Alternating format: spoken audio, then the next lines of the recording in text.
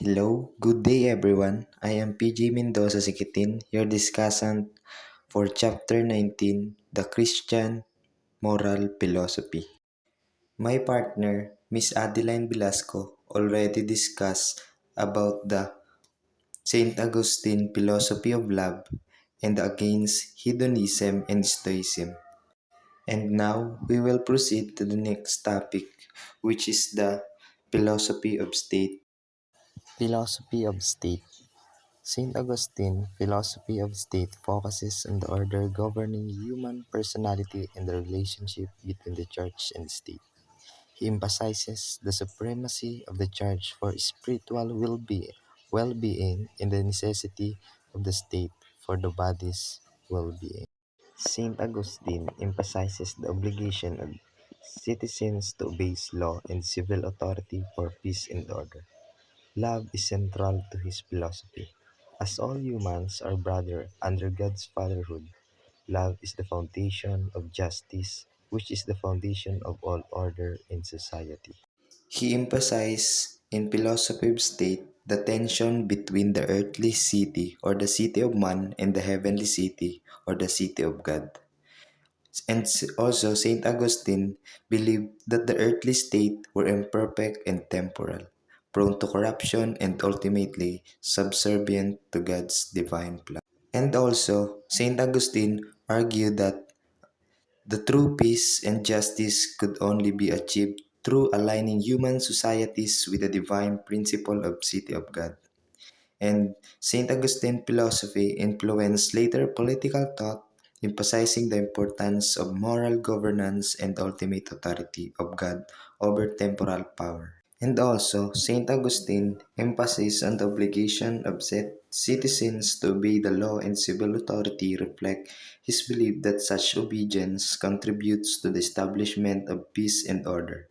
The centrality of love in his philosophy, grounded in the idea of humans as brother under God's fatherhood, serve as the foundation for justice. According to Saint Augustine, this love-driven justice is fundamental to maintaining societal order and harmony. Saint Augustine believed that the will is free and irresistibly drawn towards the good, but he faced the challenge of reconciling liberty and necessity. Greek philosophers and Oriental sages considered man's tendency towards the good as natural and necessary, but they did not have a clear concept of moral obligation. Saint Augustine excelled by showing that while man is free physically, he is morally bound to obey the law. Greek and Oriental thinkers made no clear distinction between physical law and moral law, and punishment was meaningless and incompatible with physical law. Saint Augustine work laid the science of ethics on its true foundation, freedom, law, and love. The next one, we have the liberty and love. In this, St. Augustine views on liberty and love are interwoven into his broader theological and philosophical framework. St. Augustine believed in this concept of free will, asserting that human beings have the freedom to choose between good and evil. However, he also acknowledged the inherent inclination of the will toward good, emphasizing divine grace as a crucial for guiding individuals toward righteousness. In St. Augustine philosophy, love played a central role, particularly the idea of love as the motivating force behind human action. He highlighted the importance of love in establishing moral order and fostering the harmonious society. On liberty, St. Augustine's perspective acknowledges free will but emphasizes the role of divine grace.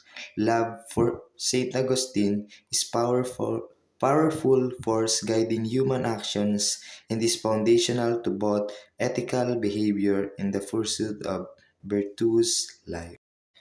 Here, in existence of moral obligation, St. Augustine's perspective is deeply rooted in his theological and philosophical framework, and he also believed in the inherent free of will of individuals, allowing them to make choices between good and evil. Saint Augustine argued that the will is irresistibly drawn toward the good, reflecting a natural inclination. And also, for Saint Augustine, the existence of moral obligation is intricately connected to the idea of obedience to divine laws. He considered following this moral principle not only as a choice but a necessary and virtuous obligation, aligning human conduct with the divine order and fostering a sense of righteousness.